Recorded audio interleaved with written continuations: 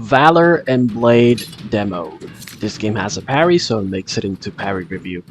You know, for a cheap demo, this game is actually pretty good.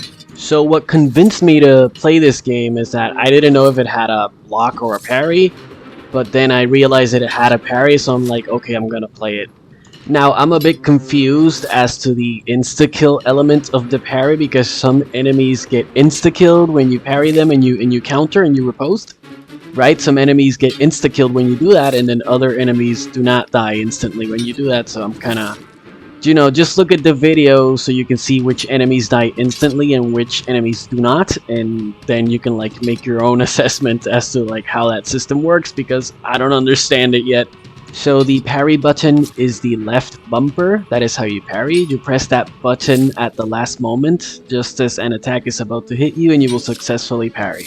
The attack you do following your parry, I don't know if it can count as a counter attack or not, but the enemies that I insta-killed, they only insta-died after I successfully parried them, so I guess it counts as a counter attack, I guess, even though it looks just like a normal attack. Like your counter attack is identical to any other attack, so you know, that's a bit confusing, but who cares? The game has a parry. The demo is very short. Overall, I had fun with this game.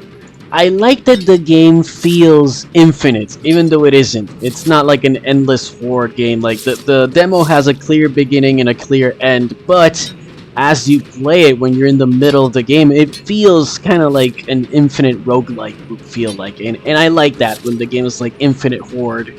I like that. To me, that adds replay value. Even though I don't understand how the insta-kill counterattack works, because it has that, and it also has a parry. It has a parry and a counter. On the parry metric, I'm gonna give it a 7, and on the fun and enjoyment scale, I'm tempted to give it a 7. I'm feeling generous. Maybe a 6.5 would be more accurate, but on the fun and enjoyment scale, let's give it a 7 out of 10. Just because this is a demo, and you know, you shouldn't be too harsh with demos, you know? I had fun with this game. It was a fun game, a fun demo. What you're seeing now is the last room of the demo. It's the last fight. So I guess this counts as a boss. It's a bunch of armored knights, and they're like extra strong. I don't think any of them can be insta-killed, given that it's like the final room and the final boss. I couldn't insta-kill any of them, so...